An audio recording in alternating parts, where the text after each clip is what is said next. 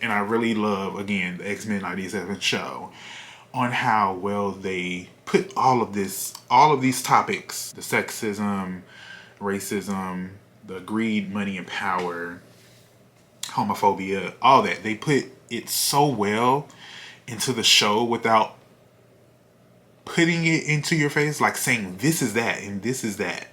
They just show you through the relationships, through the conflict about what's going on. And that is such great storytelling. Welcome you to the House of Iban, where all your dreams come true.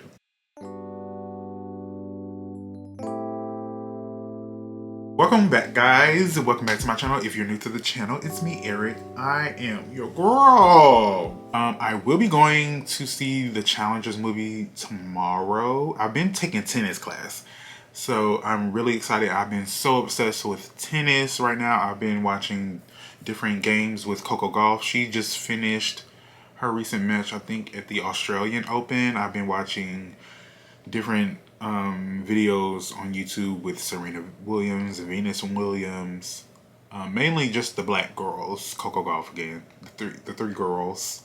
I know there are more black girls, but those are the three that I've been watching so far. I've been so obsessed with watching tennis, and hopefully it doesn't rain tomorrow. I'll be taking my second tennis class of the month. So hopefully, fingers crossed. But again, I'll be watching the Challengers movies tomorrow, and I'll be doing a full breakdown of that movie. I've noticed that a lot of people have said that the ending, they didn't like it. So we'll just have to see it ourselves, and I'll be making a video on that. Before we get into today's video, make sure to subscribe, like, and comment, and share this video. Follow me on my socials. I can be found everywhere. House of Iban, the same handle everywhere. If you know me, you know I love watching me a good anime or animation, whether that is a series or a movie. And recently I've been getting into Xmen 97. So if you don't know, Xmen 97 is a series that was started, Marvel Comics, started in the 90s. But the season that this current season started from ended in 1997. So all the way from 1997, there was no X-Men from this current season. Well, current show. They actually brought it back. And so they didn't redo anything in terms of the storyline. Everything from 1997 is the exact same way. The storyline, how it was going, the characters. One thing that they did upgrade was the actual animation. It still looks like it's from 1997, but with like a 2024 aesthetic. And what I mean by that, it looks like a current series, but it still has that nostalgic undertone to it. And I really enjoy it. And what I really enjoy about the X-Men series, whether that is the movies or the animation, pretty much I feel like the animation hits all the points in terms of the connection between the treatment of the mutants in relation to black people, POCs, low income communities, how we are treated by our government, and how we fight back, and just the connectivity between the animation show series into real life. Like, it's done really well to show the parallels about what we really experience in real life, and I really enjoy that. The fight scenes are great. Like, that's one thing I love about animation. The fight scenes are grand, like out of this world. But one thing that I've noticed with this show in the past few episodes that I've been watching, they continue again, time and again, to play on Storm and Jean Grey's top. Like, they keep playing with them in terms of their powers, their durability, and the fight sequences that they have. And I understand you want to show the humanity of these characters while also having powers. But at what point do we say, okay, these two characters are Omega level superheroes. They can beat the Hulk. If they can beat the Hulk,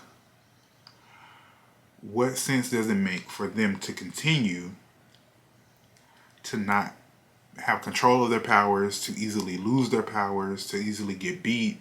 It's like, come on. And I've come to the conclusion that it doesn't matter what these female or femme presenting characters do. At some point, they can only reach a certain height.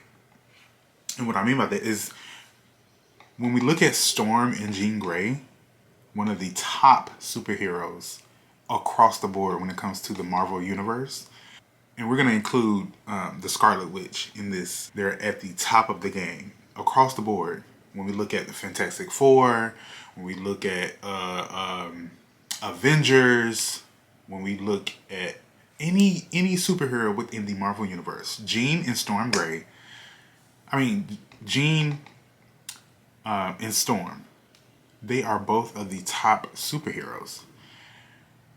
And it baffles me continuously to see that they are played with.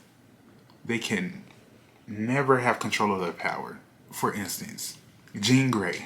When we look back at Xmen, that was like it was either the second or third Xmen when Jean Grey tapped into her Phoenix power and she killed the professor, and she was trying to kill Wolverine, but Wolverine had to kill her. That was another instance of Jean not being able to control her power. She had so much power. She had world-ending power. She got manipulated by Magneto, and she got killed by Wolverine. That instance, she had, again, world-ending power, but she couldn't control it. And she got ended by a man. Storm, in the 97 series, which is now on Disney Plus, she lost her power. She was able to gain it back with the help of a man. And then, when she's helping to defend her team and protect them against the Sentinels, she gets taken out. I don't understand this. One instance, you have world-ending power and you get manipulated and you can't control the power.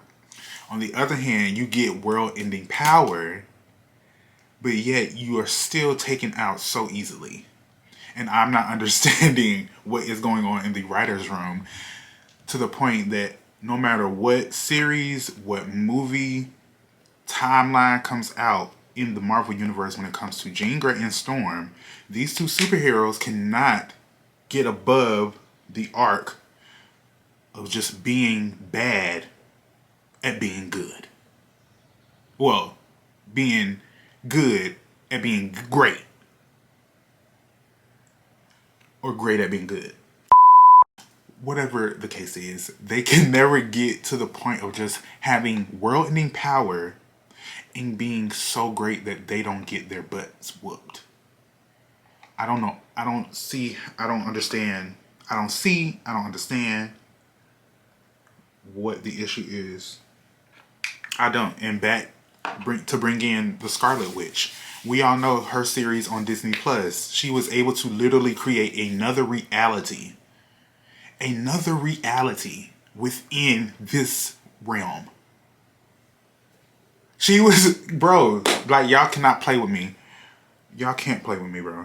She was able to create a whole nother universe within this universe. And it took forever for her to stop. And she only stopped because, who was it? Somebody pretended to be her son or something? I don't quite remember. But I know it took forever for her to be stopped. Okay? And it wasn't no easy feat either. It wasn't easy. But again, she only had world-ending power due to her losing her man. And again, I say all of this because it seems to be whenever a woman in the Marvel Universe has world-ending power and she knows how to tap into it and control it, i.e. Storm and Scarlet Witch, well, I would say just Scarlet Witch in this instance. Well, anytime that a woman in the Marvel Universe has female film presenting character has world-ending power, it's always connected to a man. And in that situation, it's like she has control of it, of her power, but then she loses control because she's in her emotions. And I feel like they always want the women to be in their emotions and say, oh, you can't control your power because you're emotional. And isn't that like a stigma when it comes to men thinking about women in a certain way? Oh, she's so emotional. She can't control her attitude and she always has an attitude. No, you just are trash. And she's telling you you're trash and you don't want to hear it, man. Okay? She's not emotional. But haven't y'all seen that? Like, The Scarlet Witch was such a good show, and I really enjoyed it. But to see how she lost all control because of a man, and I get it. He's the love of your life, but how many times have we seen that? That trope of somebody losing somebody, mainly a woman losing a man as a partner, and her losing control.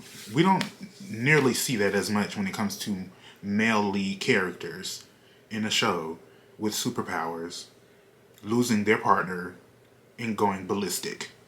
No, nine times out of 10, the man is unemotional. Is that even a word? He's emotionless. He's emotionless, and he's able to, continue on and probably deal with his emotions, but still be able to cope and live in reality. And I don't understand why female characters or film presenting characters have to always be an emotional wreck. Girl, okay, we lost a man. Let's move on. Next. Like, I'm not saying we have to move on so quickly, but why are women always depicted as always needing a man, or when they lose the man, it's the end of the world. I mean, it's the end of your world, but it's not the end of the world. Well, another reason that I like watching Marvel, well, not Marvel, but the Xmen animation is they do a good job. On the other hand, they do a good job of showing like how interwoven money, power, and greed is in relation to their politics, their government, in the world that they live in. And I love them doing that because it literally shows.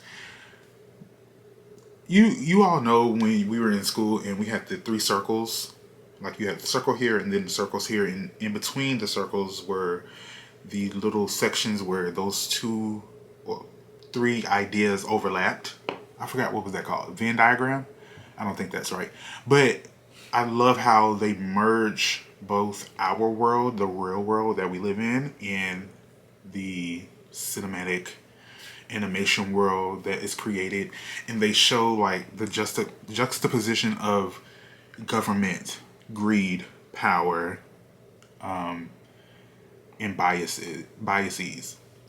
And I think that they do a great job at doing that while also highlighting how we can overcome those issues.